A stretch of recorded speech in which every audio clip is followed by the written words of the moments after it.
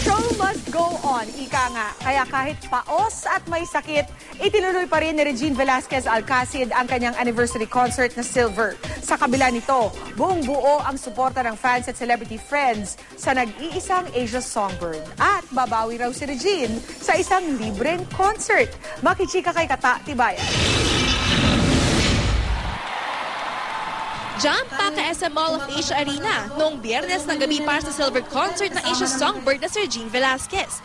Maging ang ilang celebrities, hindi ito pinalampas. Kabilang na sina Chris Aquino, Aga Mulak, Shasha Padilla, kasama ang mga anak na sina Zia at Nicole, sina Raymond Gutierrez, Eugene Domingo at John Sweet Lapos. Pagkatapos lang ng opening number, naging emosyonal na si Regine nang aminin na malat siya at may sakit. I was expecting for the worst. I was expecting you guys would mood me. I was expecting that you're just going to leave.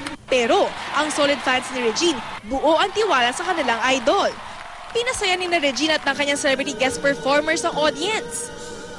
Nagganam style sina Ogie Alcacid, Michael V at Jano Gibbs.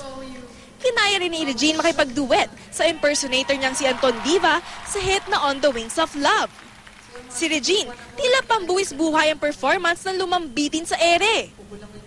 Pero sa kalagitnaan ng Silver Concert, si Regine mismo ang nagdesisyon na ihinto ito at ituloy na lang for free sa ibang pagkakataon. Bago matapos ang kanyang pagtatanghal, halos bumaha ng luha ng mag-alay na madamdaming kanta si Regine sa kanyang ama na si Mang Jerry at anak niyang si Nate. Sinabihan pa niya ang ama na kailangan na sa susunod na concert din siya. Sa kanyang tweets noong Sabado, humingi ng dispensa si Regine. Hiyang-hiyaman daw siya, wala siyang pinagsisisihan at talagang sinikap niyang kumanta.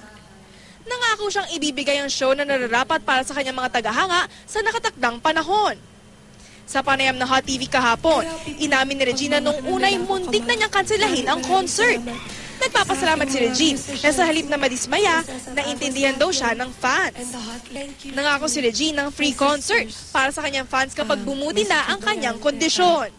Akala ko yun yung pinakamahirap na gagawin ko, yung pag-cancel ng show. Hindi pala. It was actually pushing through with the show. That was the hardest thing pala I had to do. Because I had no voice.